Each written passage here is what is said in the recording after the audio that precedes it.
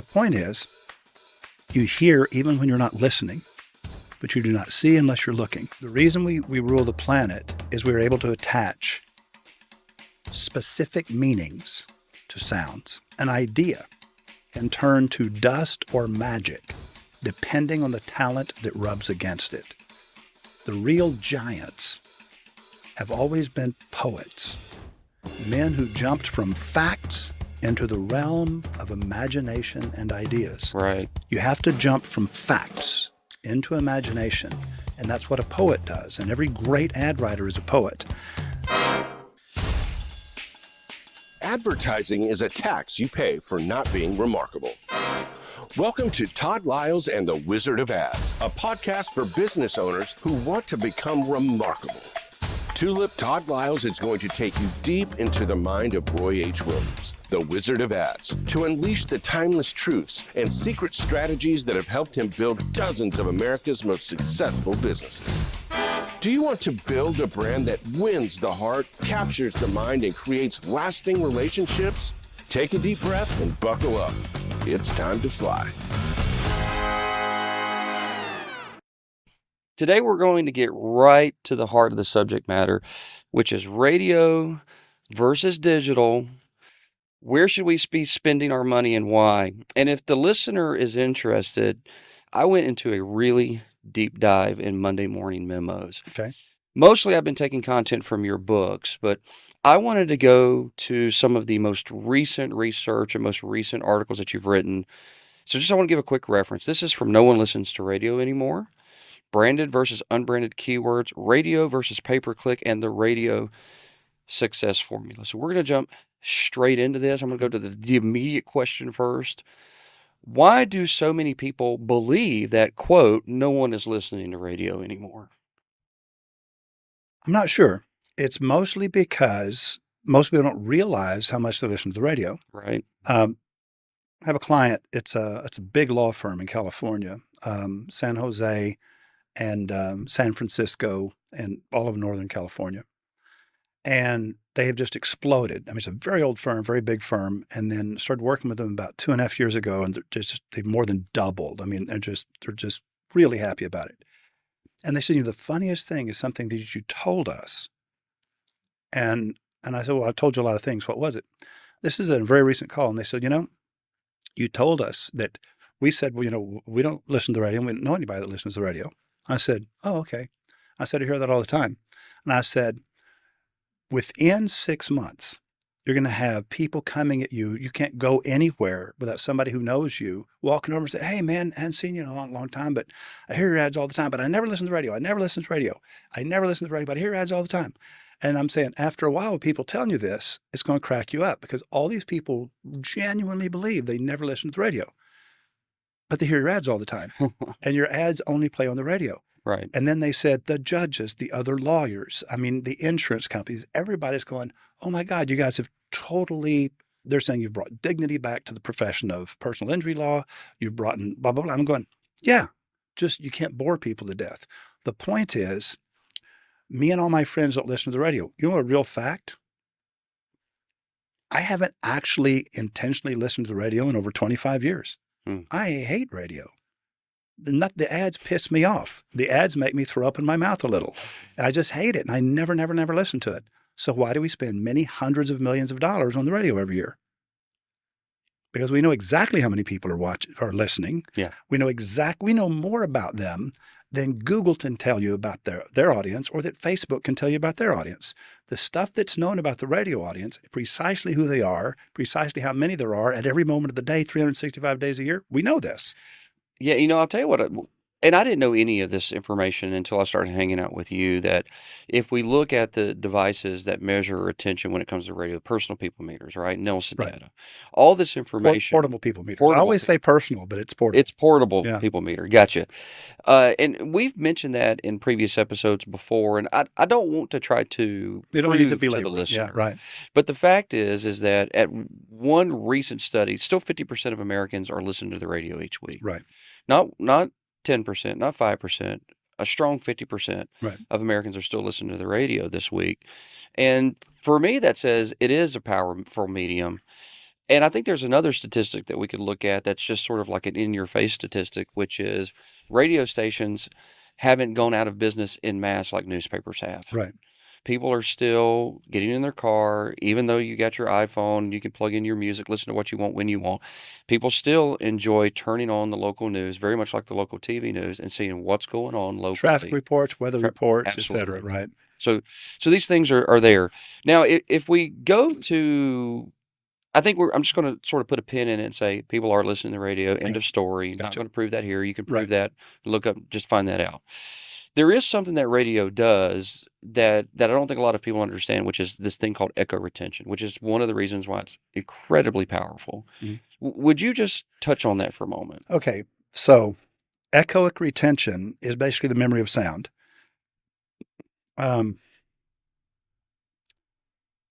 Professor Steven Pinker was the chair of the Department of Brain and Cognitive Science at MIT for like a dozen years. And he left there about 20 years ago to take that same position at Harvard.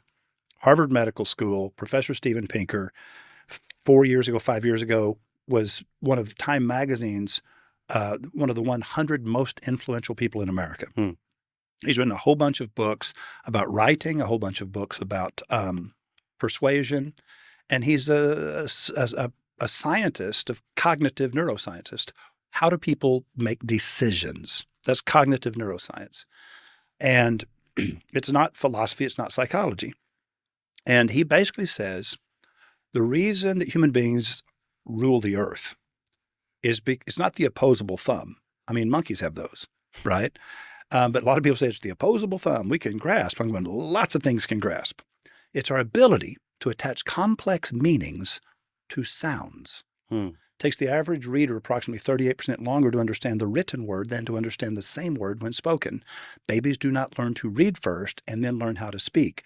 They learn how to speak by listening and imitating the sounds. We are born with patches and lobes in our brains that the animals don't have, specifically Wernicke's area, the Broca's area, and the arcuate fasciculus. The arcuate fasciculus is a high bandwidth bundle of nerves like Google Fiber that connects Wernicke's area to Broca's area, from behind your left ear to forward of your left ear. In the dorsolateral prefrontal association area is the center of working memory, which is conscious awareness, the thought you're thinking now. And then just forward of that is the prefrontal cortex, where decisions are made. All yes answers, all plans, all judgments, and all decisions are made right behind your forehead. Mm-hmm. Your brains are tied by the optic nerves between the two hemispheres of your brain to a place just above your skull. I mean, just above your spine at the base of your skull. Reach back there and feel it. Just above your spine at the base of your skull. That's what your eyes are connected to. Now, the visual cortex is at the back of your skull. The decision-making part is at the front. It's a long and winding road from visual capture to decisions, and there's literally 10,000 billion synapses that it has to pass through to get there. Whereas auditory memory is the entire temporal lobe. It's this, then all the other parts of the brain fan out from in a human being, like the tail feathers of a peacock. And so we are creatures of sound. Right. And the written word has no meaning until it has been translated into the spoken word it represents. And this is known. And so when you use unusual, unexpected words, you get attention. And when you can describe things vividly, people see them in their mind. And this is one of the things that happens in working memory in the dorsolateral prefrontal association area. And you can read a 1986 book by Alan Baddeley. It's hard to say. Alan Baddeley, Baddeley, and it's called Working Memory. And he talks about this entire process. It's a scientist. These are cognitive neuroscientists. They're not salespeople. They're not philosophers. They're not psychologists. They're none of that. This is like actual biochemical data. Right. And they're saying this is how it all works. Now keep eyes, ears, nose, tongue, skin. 5 separate organs, the skin being the largest organ of your body, but the information is gathered, processed, and retrieved from memory in 5 separate and largely unrelated parts of the brain. The largest by far of those is the memory of sound. Mm-hmm. And whenever you look at how sound informs all the other areas, and echoic memory, the thing you're talking about is this. Anything that comes through our ears, you can close your eyes, but you can't close your ears. Right. How else would you know there's a burglar in the house Exactly. when you're fully asleep? The point is, you hear even when you're not listening, but you do not see unless you're looking. And the idea that your ears are always on and they always interpret what you're hearing, anything that's new, surprising, or different, and it will turn your attention to the thing that is new, surprising, or different. Your eyes aren't quite like that. And what comes through your eyes, it disappears in less than 0.8 of a second. It's gone, which is why eyewitnesses can never agree on what they saw. Tons of studies have been done about this, but they all agree to a high degree of specific detail about what they heard, because what comes through your ears is there for about 4.5 seconds, then it begins to fade slowly. And so even if you're not listening, even if you weren't paying attention to it, what you hear goes into echoic retention and it stays there. And with enough repetition, you're driving that nail through the board and then clinching it on the other side. The nail being your message, the board being the mind, and repetition being the strokes of the hammer. And I'm going, sound is a marvelous selling tool. In fact, it's the only selling tool. When you use written words, those written words become sound in the mind of the reader, and the sound of the words in the mind, even when a person's reading silently, the sound of those words, the meter, the interesting, vivid qualities of the descriptions that you write, and the sense of emotional relatedness where you identify, I have felt that before, I have experienced that before, I'm engaged by this. If you know how to write that way, guess what? Your ads work. Yeah. I love the study of the brain. And I just recently finished Peter Attia's book, Outlive. And in the section of Outlive, he goes into a deep, deep dive into why sleep is so critical. And he began to unpack what was happening from a real in the brain perspective when we fall asleep. And one of the things that I didn't realize is that the neurons literally have the power to retreat. Right. And he said that when we lay down, that our brain, as long as we're healthy, has this moment to where spinal fluid comes into our brain, the neurons retreat off their connections, and it gives it a chance to go through there and begin to flush. And it's flushing out lots of things. It's flushing out essentially waste, and it's giving the brain a chance to restructure, and then the neurons reconnect. So when he's talking about all these things, he's going over the power of sleep, but then he makes a very specific point, which it goes all the way back essentially to the fundamental concept of what Darwin came up with, is that as we were developing as a species, we first had sleep at cycles with Earth and natural rhythms. But when you said, hey, you still hear when you're sleeping, and I'm taking a little bit of a derision here, but when we are asleep, our hearing is the only thing that we have that is a protective source. Right. It's also one of the reasons why you will occasionally wake up in your sleep and you'll look around, but then you go back down because something, whether at the end of a sleep cycle or a noise, something has triggered you, but that hearing never turns off because it is the only constant defense mechanism that we have. Right. So it is extraordinarily, extraordinarily powerful to the point that I don't think people really understand how deep and how just biologically ingrained it is in us. Another thing that Steven Pinker said is the reason we rule the planet is we're able to attach specific meanings to sounds. And the animals, like a dog or even a horse, simple commands with enough repetition, simple word, they can understand what that word means. So they have the ability to interpret sounds to a very, very limited degree, but they can't speak. They can't create sounds that have highly specific meanings. And I want to hear about whale song and all that stuff. I promise it's not as specific, detailed, and robust as the sentences that human beings can put together to describe highly specific, extremely detailed things. Right. And so one of the things Bill Bernbach said, and I was ranting about him in our previous, raving rather than ranting, in a previous episode, he said, an idea can turn to dust or magic depending on the talent that rubs against it. The real giants have always been poets, men who jumped from facts into the realm of imagination and ideas. Right. You have to jump from facts into imagination, And that's what a poet does. And every great ad writer is a poet. The same idea, the same data, the same information, the same possible story, right? In the heads of the wrong person turns to dust. But if talent rubs up against it, if a poet rubs up against it, then you can turn it into magic. And so what you extract from the client doesn't matter as much as knowing the angle of approach that you should use to introduce that into the public consciousness. I tell you, we are both obviously reading things that we're greatly influenced by right now. And I'm going to make one more reference to a T, and then I'm going to get to this question that's Okay. written down Okay. here.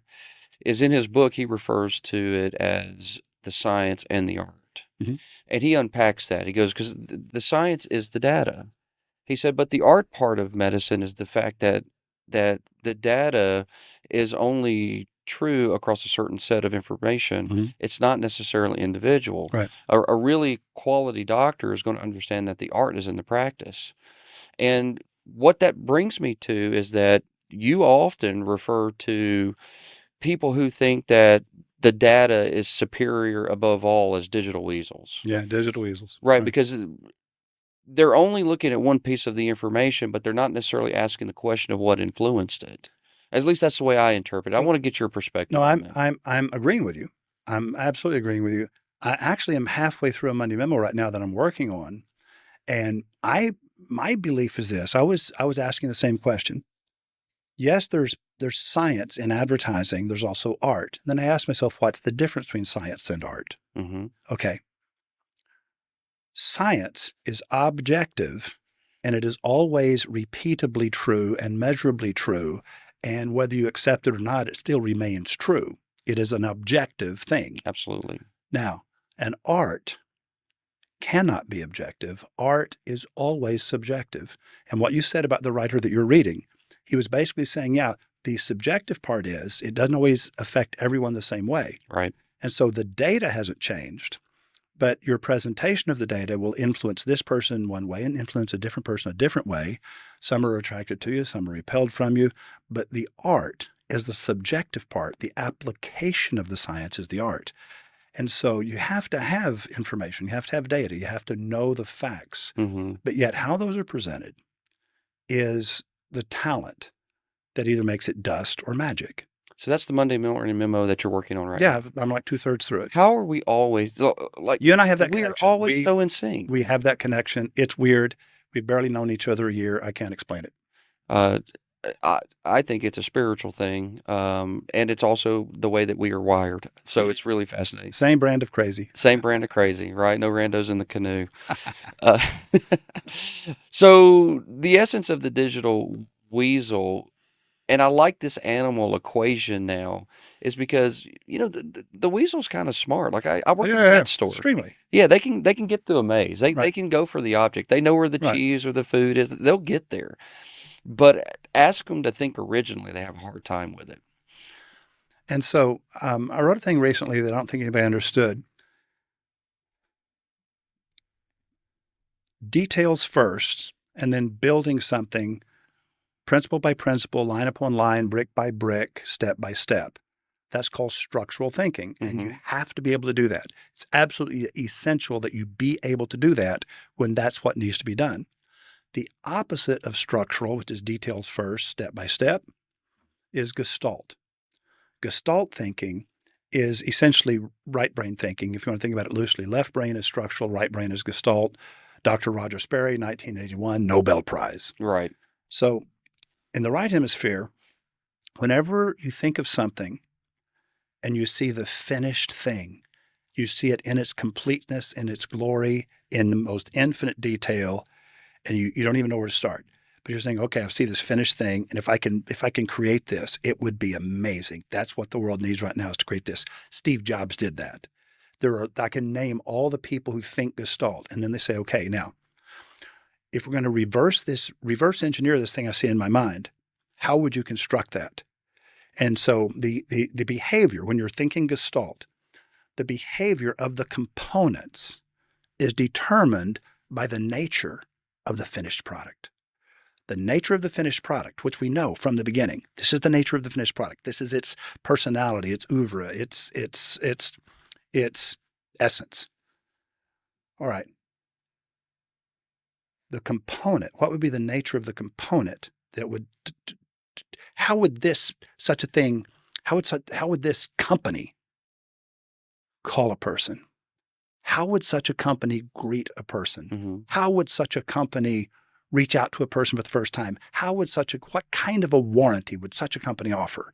So whenever you know the nature of the finished thing, then you ask, how would that thing do this? Right. How would that thing do this? And once you know the personality of this thing, okay, now we have to say, well, how would a company that believed these things and valued these things and cherished these things and never compromised these things, how would it?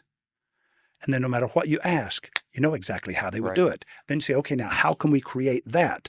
And so the picture of the finished thing dictates the process of creating it. Yeah. So when I think about that from an operational standpoint, this is the way that I see it. Gestalt is the big picture. Like you said, structure is the detail. Mhm. If we were to take that and say, how does that apply operationally? I would say culture is the Gestalt. Yes, And absolutely. the SOPs are the details. Mhm. Yes. And I will often say to potential clients that culture will eat strategy for lunch or for Right. breakfast. And they go, I don't know. That doesn't make sense to me. And so here's a short answer of it is if you believe that you must system and procedure everything to the nth degree, it means you have no culture. Because if you have a culture, a big vision where we're going, and a way of believing, and a way of behaving, and a way of thinking, you actually don't need an SOP for every little detail, because what you're doing is you're just wasting ink and paper and time and energy, because the energy is invested. It's in the people. They get it. Now, that doesn't mean that there aren't key aspects that we want to document for repetition. Of course there are. It just means that if you get to, like you say, digital weasel, to me it's SOP weasels. Right. When they Gotcha. need a book this thick because they want to document how to put a paper clip on a stack of papers, Right. that to me says you are just don't have a culture. Right. You've got a control freak scenario. You're out of control. Let me Yes. add to that for a second, because I agree with you 100%. Mike Tyson, okay, you're talking about how culture eats strategy for breakfast. Yes. Okay. Strategy has a plan. Mike Tyson said, everyone has a plan until they get punched in the mouth. That's right. Now, culture knows how to respond to a punch in the mouth. Yep. The plan doesn't know how to respond to a punch in the mouth, but culture knows how. And so culture can take a punch in the mouth and know exactly how to respond. You will not find it in the SOP because the punch in the mouth was not planned for. It was never expected, but culture still knows how to deal with it. Jesus turns the other cheek. Mm-hmm. Peter chops off the ear. Right, exactly, or tries to. Or tries Yeah, to. well, tries try to to chop stop off the of head. it. Yeah, his head. But he got the ear. Got the ear. And culture puts the ear back on and goes, Yep. we're not going to do We're not doing that. We're not Exactly. doing that. Well, that's a good metaphor. So let's jump over, because we're anti-digital weasels. We're not anti-digital, right? We know there's a space for And listen, I have among the partners, as you know, some astoundingly talented and intelligent digital marketers, and that's why we made them partners. But they will tell you that in the grand scheme, nationally, it's maybe 10% of all online marketers, all digital marketers, really know what they're doing and know how to do it right and do it with the right reasons, the right motives, and the right principles. Right. And they said, but the other 90, there's kind of a culture that it's the outliers that do it right for the right reasons and just have the integrity that you value. And so when I say digital weasel, I'm not talking about all digital marketers. I'm talking about the ones that are deceptive and they believe, well, they don't mind. They use data like a drunk man uses a lamppost. Mark Love Twain. this quote. Yeah, I believe it was Mark Twain. He said, you can use information or data. Most people use it the way a drunk man uses a lamppost, for support, not for illumination. Mm-hmm. And so if you gather data looking for what does this data tell me and how many different ways can this be interpreted? And what might each of these different things it could be telling me, what might those be? Because data never says just one thing, ever. When you look at data, it can always be interpreted more than one way. You find what you're looking for. You find in the data the thing that supports your premise or Right. your prejudice or your assumption or your hope. And I'm going, and when people start doing that, it doesn't matter what the data says, it's You going can to find- reinforce exactly what they were hoping it would say. And this is what the really weak digital people do that. They will look at the wrong data that actually has no benefit, and they'll figure out how to spin that to prove what they've been telling you. Right. And that is just not helpful. Well, it's when they have their own preservation and interest in mind. Right. And by the way, I believe that sort of thing could happen across any platform. It could happen in the medical world, Absolutely. It happens in accounting, radio. It happens in television. happens everywhere. It just tends to happen with a little bit more enthusiasm and science behind it. Mm-hmm. The objective science that's been used subjectively. Right. And so in the online world, the reason people are attracted to online marketing is because it's so easily measured. Mm-hmm. They don't understand, yes, it's easily measured, but the presentation of the measurements can be wildly distorted and you won't realize it because it will all make perfect sense. And so, like I said, this is the thing right now, just so you'll know. I had a long conversation with one of our partners yesterday, and I said, we have to devise a way for media buying in the digital space that is actually intelligent, comprehensive, easily understood, and absolutely true without spin. And I said, how can we do that? And after a series of very long conversations, yesterday we realized exactly how we plan to do this. It'll be another few months, maybe 6 months, before we have it all figured out. But the need for it is desperate. And I've had it on my mind for years. And so the conversation we're having right now, you didn't know any of this, and you're a partner, because I'm only just now finally found the information I needed. I don't know how to do it, but I do know how it needs to be done and the people who can do it. And we're going to solve this once and for all. And like I said, that's how big of a thing it is. This is my least favorite thing to talk about as digital. Right. And it's my least favorite thing because it's so wildly screwed up right now. It is. Normally at this time, we may transition over to an ad, but I don't want to do that today. Okay. I actually want to dive, going back, remember the content today, listeners, taken from several articles that were written in the Monday Morning Memos. And in one of the articles, with permission, you unpacked what was true at that time with Gettle. Mhm. And I'll just give you a little reminder. Let me read this here. I'm giving you the abbreviated short notes. Gettle had cut its digital budget by half and started investing in a 52-week radio campaign. This led to dramatic increases in brand recognition. But for those that want data, the real essence of it comes down to this. The cost that was attributed to Ken per reaching a lead went from $441 to under $50. And this did not occur until we had invested in radio, and radio drove traffic in all other formats.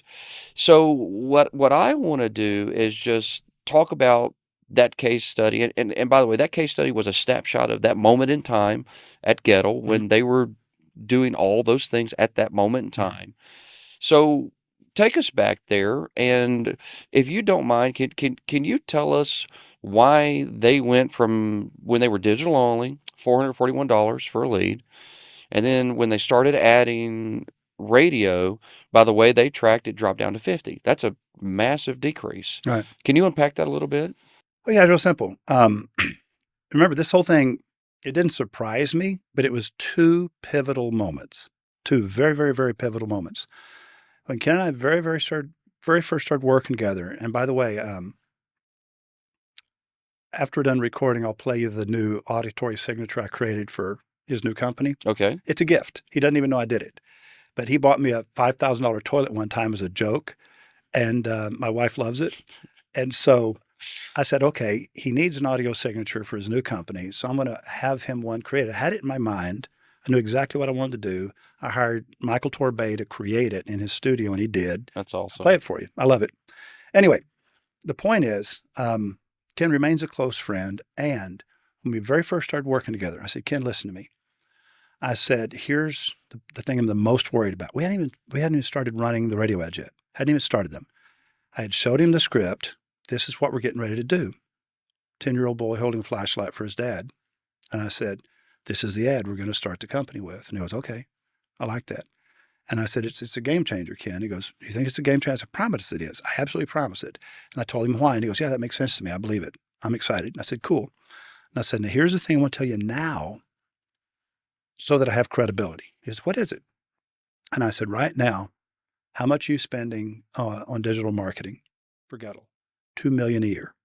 $2 million. I said, okay, what's your average cost per sale or lead or whatever? I said, what's your average, how much, tell me how it's structured and how that's paying off for you. And he named a number, and it was a lot. It was hundreds of dollars. And then I said, is there anything that's going to change that? He goes, no, it's not going to change. As a matter of fact, don't worry about that number. Don't worry. It's everybody that's average for the category. Everybody pays about that same amount. And I said, okay. And so everybody's happy with paying this much. He goes, yeah, it's a level playing field. Everybody pays about that much. And this is why companies believe, well, I'm just going to outspend everybody and get all the business. Okay. That's how you go broke, by the way. Absolutely. And so what happens is I get why people believe that, because it's so easily measured. And so it's not effective. It's horribly ineffective, but it's easily measured. And people Look, I can show you how I'm going out of business. Exactly. People love measuring things. And so I said, so listen, is there any reason that number is going to start going down? He goes, no. And I said, so it ain't going to happen for a few months, but about 6 months from now, you're going to start noticing that number really begin to come down rapidly. And I said, a year from now, that number is going to be way lower than it is right now. And guess who's going to be taking credit for it? And he said, who? And I said, your digital people. And he says, why would they take credit for it? He says, all the leads are still going to be coming through the website. Google's the new phone book. And I says, you have to start measuring branded keywords. He says, what's that? And I said, it's basically the name of your company and the recurrent phrases that we use called brandable chunks. These little chunks of sentences, these little phrases that we're going to use unique to your company. And we're going to have to tell them how to spell Gettle. Goettl. It'll keep you cool, but it's hard to spell.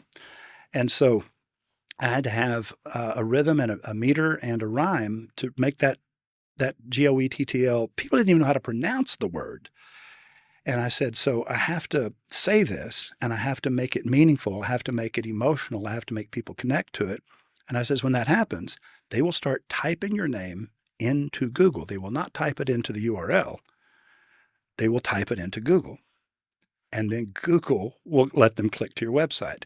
No matter how much we want people to navigate there directly, very few will ever do it. Yeah. They'll still type it into Google. So it'll look like your digital team is just doing a miraculous job. And they're going to say, look, we have all these new things we're doing. It's brought your cost way down. Aren't you happy? And I said, so when they say that, remember, they didn't do it. I did. I said, will you please remember that? And he goes, yeah, that makes sense to me. I'll remember that. And I said, cool. Now, a year later, Ken happened to be, this is the other moment that I remember. I brought together a couple of dozen clients, pretty much all the clients that I had. It wasn't even a couple of dozen. And Brian Scudamore was there from When Air Got Junk. Michael Gerber had come in to speak to us about the E-Myth.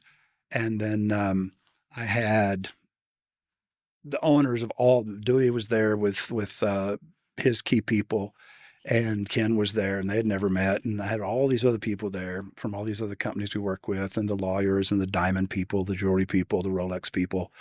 And I had Scudamore make a really amazing presentation. And then Gerber spoke for a few minutes. And then I talked a little bit. And then I just started having different people in the room stand up and tell stories and answer questions. And so Ken popped up and he said, we were paying this much per lead or per sale or whatever this many months ago. And I said, how much is it now? I didn't actually know. I hadn't even asked. I remember telling him to keep his eye on it a year earlier. And we'd been 12, 13, 14 months together. And he named the new number, and I started laughing. And he goes, yeah, I'm saying why you're laughing, because you told me this was going to happen. And I said, are the digital guys trying to take care of it, trying to take credit for it? And he goes, yeah. And I said, so we were spending about $700,000 a year on the radio. Mm-hmm. Okay. He had been spending $2 million on digital. Now he had to keep doing that till the radio took hold. Right. That's painful. So on top of the $2 million, he had to add the $700,000. That hurts like hell. But he kept it up. But at the end of that many months, you know how much he had shrunk the digital down to? $500,000. Mm. And so by spending $700,000, a year later, 14 months, baby, we had shrunk a $2 million digital budget to a $500,000 digital budget plus a $700,000 radio budget. So now we're spending $1.2 million as opposed to $2 million. Yeah, that's a nice saving. And he goes, hey, you want to go into a second town? And I said, what town do you have in mind? And he named it. And he said, do you have any clients there in this category? And I said, no. He said, can I go there? And I said, yes, let's go there together. So we did. And then we exploded in that town. Boom, and we're off to the races. But what we had to do first was cause Gettle to be the name that people think of first and feel the best about. And it took a story about a little boy with a flashlight and a bunch of other stories about his dog that he trusts and his wife that he loves and his dad that he misses and a woman that you love and a dog that you think has good judgment, a dog that you think is a really good judge of people, and all these other ads that most people aren't familiar with that followed a little boy with a flashlight. You're never talking about the product. You're just getting to know the person. Right. And you like the person. You trust the person. That's the person that you think of first and feel the best about when that category is named. What do most private equity guys do when they take over a company? Very quickly, they get rid of all the things that can't be measured. Right. In their way of measuring. Exactly. And so what happens is no matter how much you educate them, no matter how much you tell them, no matter how much you say, please protect this at all costs, this is what built the company. And if you don't keep this alive, the company will implode. Right. They never believe you when you say that. And so I always just say, you know what? Everybody's getting rich. Everybody's walking away with tons of money. It's just sad that the thing that built the company suddenly disappears. Well, Roy, this is a statement for the listeners and watchers. In the next episode, we're actually going to go really deep and really wide on this topic. So if you're getting to the end here, episode 17 is going to be the truth of Google and search advertising. And just consider this teeing it up. So Roy, in closing here, what's the one thing people should take from today's episode? The thing that is the most persuasive, the thing that has the highest impact, is not the easiest thing to measure.